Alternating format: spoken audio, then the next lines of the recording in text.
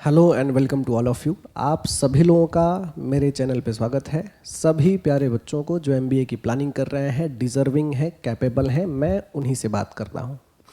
आपके अंदर वो कैपेबिलिटीज़ हैं कि दुनिया का कोई भी गोल आपके कदमों में होगा, बस आपको मेहनती बनना है बच्चों। मैं यही समझ के ये सारी चीज़ें आपसे कह रहा हूँ क्योंकि आप कैपेबल भी हो और आप डिज़र्विंग भी हो। तो प्यारे बच्चों, आज जो हम डिस्कस करने वाले हैं वो ये है कि सर लॉजिकल रीजनिंग का जो पार्ट है, ब्रह्मास्त्र है एमबीए सीटी के लिए, उसको टैकल कैसे करना है, कौन से टॉपिक से कहाँ से क्या पढ़ना है, प्लानिंग कैसे करना है, स्ट्रेटेजी क्या होनी चाहिए, ये सब कुछ हम प्लान करने वाले हैं। क्योंकि टारगेट जो है हमारा एमबीए सीटी में वो बच्चों 99 परसेंटाइल है। किसी भी बड़े गोल को अचीव करने के लिए सबसे ज़्यादा इम्पॉर्टेंट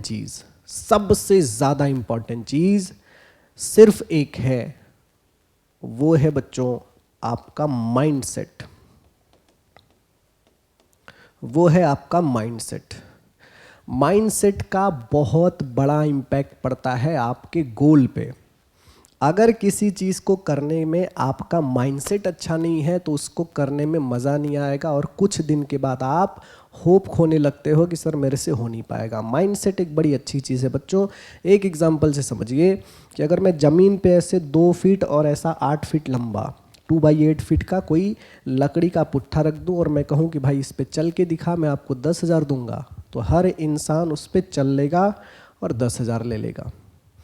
सेम वही लकड़ी का पुट्ठा अगर मैं 40-40 मंजिलें 2 इमारत के बीच में रख दूं और कहूं कि भाई चल के बता, मैं तेरे को 50,000 दूंगा, तो कोई चलने की हिम्मत दिखाएगा नहीं बच्चों।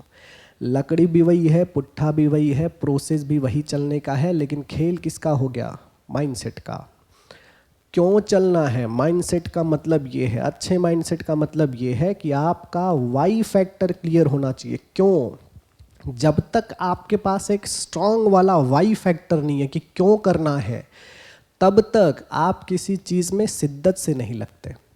सेम एग्जांपल समझाता हूँ मैं कि ज़मीन पे चलना था, चल लोगे, लेकिन बिल्डिंग के बीच में रख दूंगा तो नहीं चल पाओगे। एक अलग सिचुएशन देता हूँ मैं कि दोनों बिल्डिंग के बीच में मैंने लकड़ी का पुट्ठा रखा है बच्चों।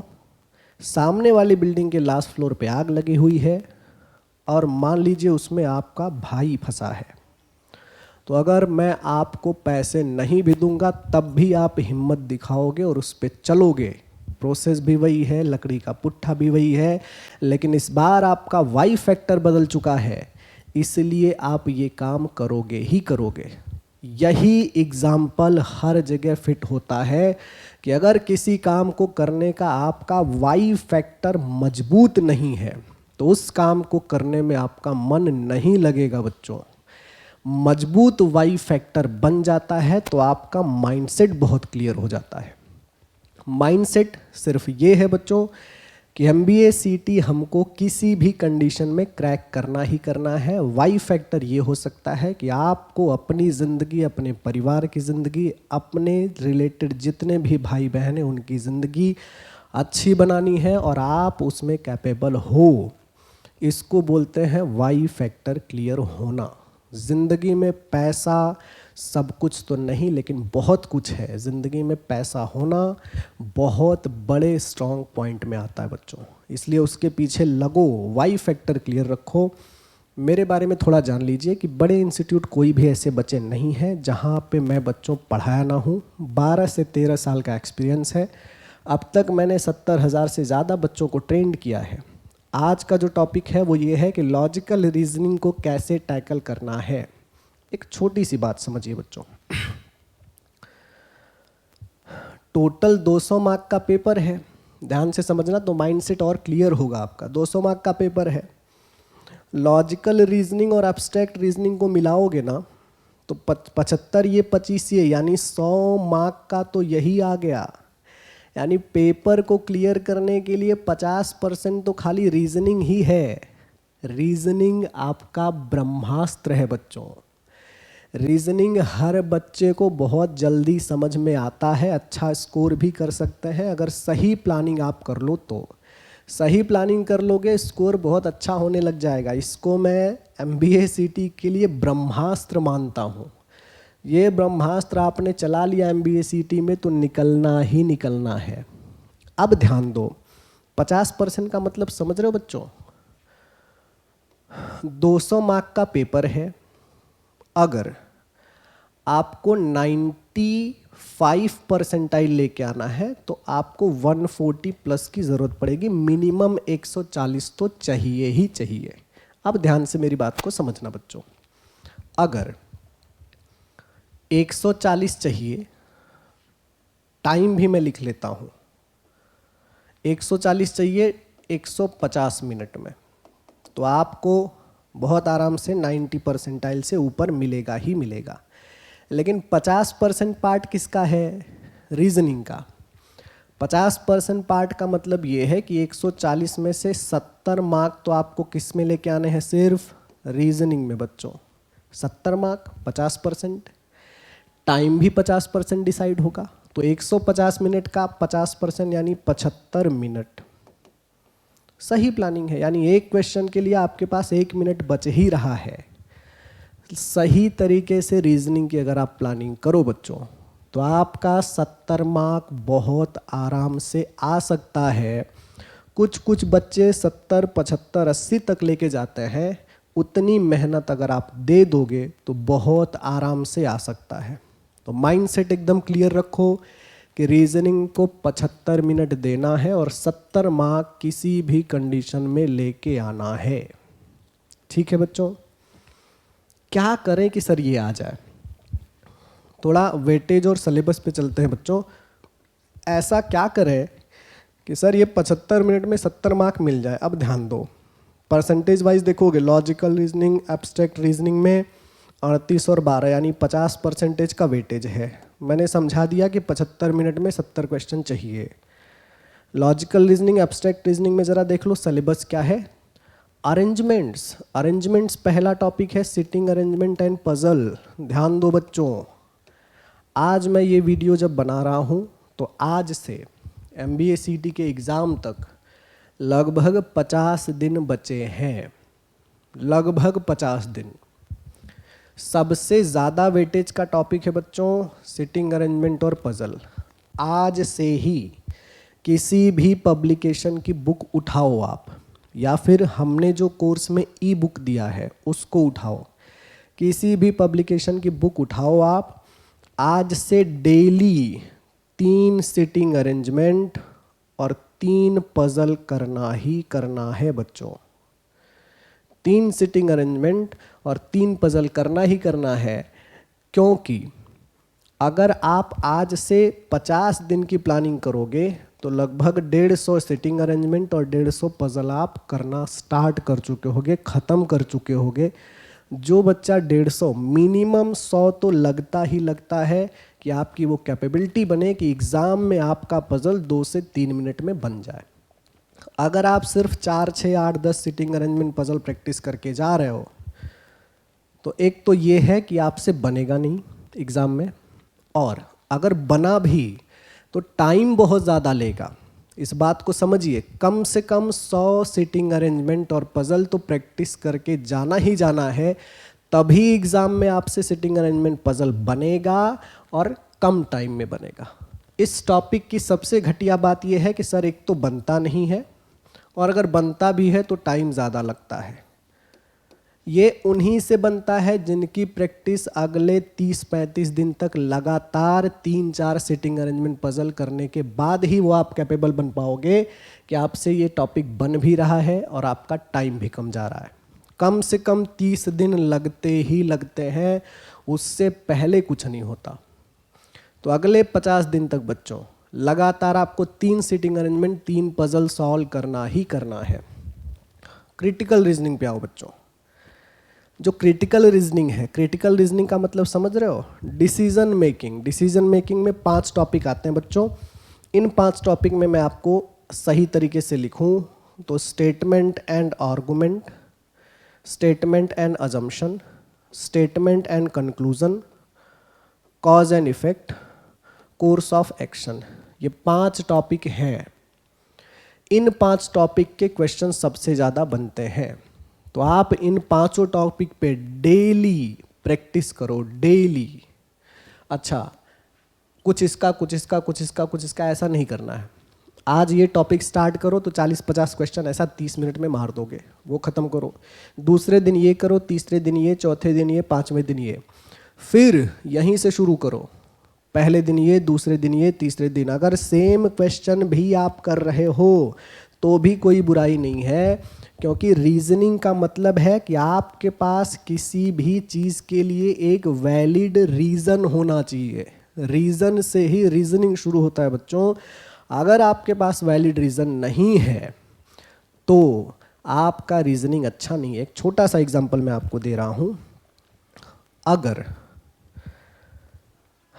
22 जनवरी को प्रभु श्री राम चंद्र जी के मंदिर का शिलान्यास होना है बच्चों, गवर्नमेंट का ऐसा रेगुलेशन है, ऐसा रूल्स है, उन्होंने आज कल में लगाया है उत्तर प्रदेश गवर्नमेंट ने कि भाई 21 और 22 तारीख को मंदिर आम लोगों के लिए ओपन नहीं रहेगा।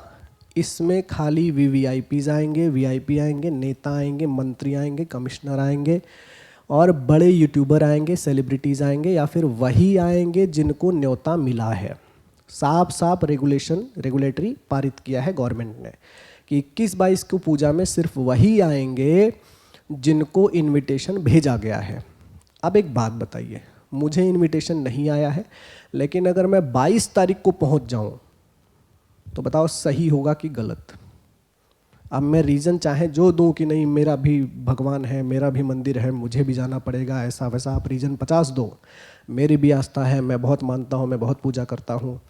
अगर मैं 22 को चला गया बिना इनविटेशन के तो मैं पूरी तरीके से गलत हूँ।